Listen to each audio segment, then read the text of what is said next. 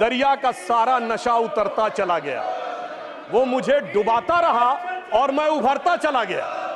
दरिया का सारा नशा उतरता चला गया, वो मुझे डुबाता रहा और मैं उभरता चला गया। और ये 44, 52, 99, अरे मंजिल समझ के बैठ गए जिस पे चंद लोग, मैं ऐसे कितने ही रास्तों से गुजरता चला गया।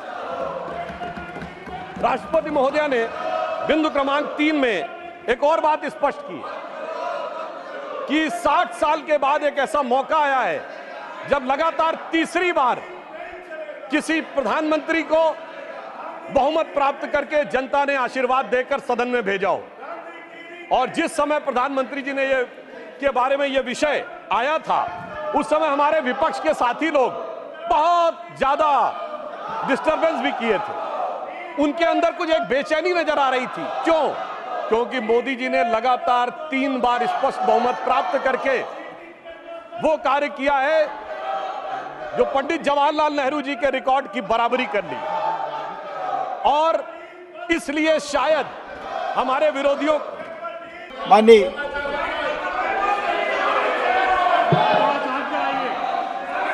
सुधांशु जी, प्लीज कंटिन्यू योर स्पीच।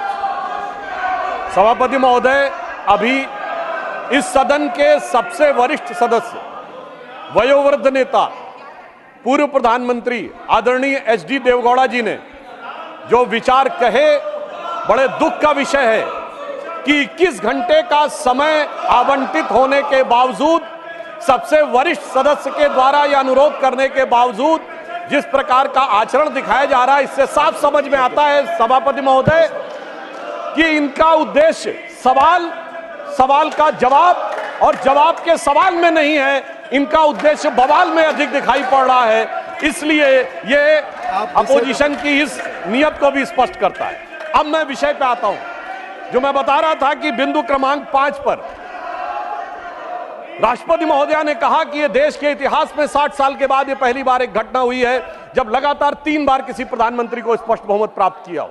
और जिस समय महामहिम राष्ट्रपति महोदया ने यह शब्द बोला था, हम सबको ध्यान है, सबसे अनेक विपक्षी सदस्यों ने अपनी अपनी सीट पर आवाजें करते हुए इसका प्रतिवाद किया था। संभवतः उनके मन में इस बात के लिए स्वीकार्यता नहीं हो पा रही थी कि यह कैसे हो गया कि लगातार तीसरी बार मोदी जी के नेतृत्व में भारत की जनता ने स्पष्ट जनादेश दिया और पंडित जवाहरलाल नेहरू जी का वो रिकॉर्ड जिसके ऊपर वो बहुत इतराते थे, उसकी बराबरी हो गई।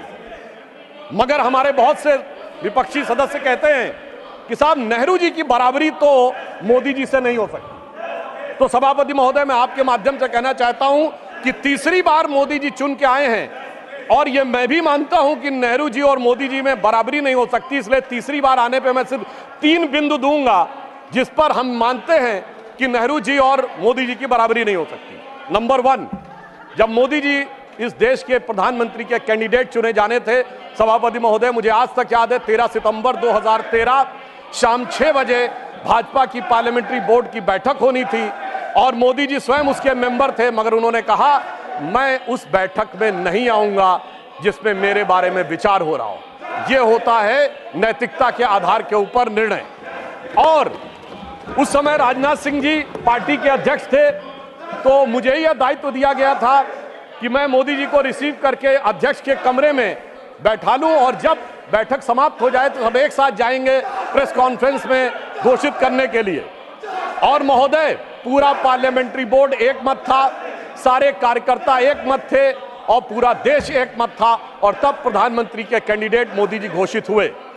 उधर पंडित जवाहरलाल नेहरू जब कैबिनेट मिशन प्लान के तहत 26 अप्रैल 1946 को कांग्रेस का नया अध्यक्ष चुना जाना था और उसके लिए कांग्रेस वर्किंग कमेटी की बैठक होनी थी और 20 अप्रैल को मौलाना आजाद को गांधी जी ने लेटर लिखा कि आप अपना नामांकन वापस ले लीजिए और मैं चाहता हूं कि नेहरू जी प्रधानमंत्री बने। परंतु इसके बावजूद उस बैठक के अंदर क्या हुआ, इसका रिकॉर्ड आचार्य कृपलानी ने अपनी किताब Gandhi his life and thought, Maulana Azad ने अपनी किताब India wins freedom, Rajmohan Gandhi ने अपनी किताब सरदार पटेल और उस समय के सबसे प्रख्यात पत्रकार दुर्गादास ने अपनी किताब India from Curzon to Nehru and thereafter में लिखा है कि 1 वोट मिला पट्टाभी रमैया को और शायद 1 या 2 वोट मिले आचार्य कृपलानी को, शेष सारे वोट मिले सरदार पटेल को और 0 वोट मिले जवाहरलाल नेहरू जी को, वाकई कैसे तुलना हो सकती है? सर्वसम्मति से प्रधानमंत्री के कैंडिडेट बनने वाले मोदी जी और 0 वोट पाकर प्रधानमंत्री के कैंडिडेट बनने वाले सरदार हमारे नेहरू जी। एक वो नेता जिसको पूरे देश ने नेता माना, एक वो नेता जिसको उसकी पार्टी में किसी ने नेता नहीं माना। इसलिए वाकई तुलना नहीं हो सकती। बल्कि मैं तो कहना चाहूंगा, आज खड़गे जी अध्यक्ष बनना था तो सोनिया गांधी जी की इच्छा थी, तो सारे डेलीगेट्स ने खड़गे जी को वोट कर दिया और शशि थरूर जी ने नामांकन वापस कर लिया। उस समय गांधी जी की इच्छा के बावजूद किसी ने नेहरू जी को वोट नहीं किया, तो मैं कह सकता हूं आज खड़गे जी की स्थिति उस समय के नेहरू जी से बेहतर है। अब मैं दूसरा बिंदु कहना चाहता हूं कि इसमें वाकई प्रधानमंत्री श्री नरेंद्र मोदी जी और खड़गे जी में तुलना नहीं हो सकती। देखिए, नेहरू जी ने के विषय में प्रख्यात शायर मजरू सुल्तानपुरी ने एक आर्टिकल लिख दिया था कि उनकी कार्यशैली में हिटलर की झलक दिखती है, और उसके बाद सभापति महोदय 2 साल जेल में रहे। और यहां मोदी जी के समय में हिटलर की मौत, मोदी जी की मृत्यु की कामना और कब्र खुदेगी जैसी बात कहने वाले लोग तो छोड़िए, जिन्होंने बोटी बोटी की बात कही थी वो सम्मानित सदस्य होकर अगले सदन में आ गए, और इसके बावजूद किसी पे कोई कार्रवाई नहीं हो रही है। तो मैं मानता हूं कोई तुलना नहीं है मोदी जी और नेहरू जी की। दोनों की अप्रोच में जमीन आसमान का अंतर है। और एक मैं बात और कहना चाहता हूं, हमारे तीसरा बिंदु, हमारे प्रधानमंत्री श्री नरेंद्र मोदी जी को कितने देशों ने अपना सर्वोच्च नागरिक सम्मान दिया है। इसमें Bhutan, France, Papua New Guinea, Fiji, रूस और मालदीव। और मेरे विरोधी विशेष रूप से सुने, इसके अतिरिक्त तमाम मुस्लिम देश, Egypt, Saudi Arabia, United Arab अमीरात, बहरीन, अफगानिस्तान और विशेषकर ध्यान दें फिलिस्तीन, इतने देशों ने अपना सर्वोच्च नागरिक सम्मान प्रधानमंत्री श्री नरेंद्र मोदी जी को दिया, जो भारत के इतिहास में किसी मंत्री को नहीं मिला। और प्रधानमंत्री जी ने किसको सर्वोच्च सम्मान दिया? हमने भारत के, हमारी सरकार ने और सरकार की बनाई समिति ने सिर्फ हमारे नेताओं स्वर्गीय अटल बिहारी वाजपेयी जी और आदरणीय लाल कृष्ण आडवाणी जी को ही भारत का सर्वोच्च नागरिक सम्मान नहीं दिया, हमने कांग्रेस के भी नेताओं को सम्मान दिया।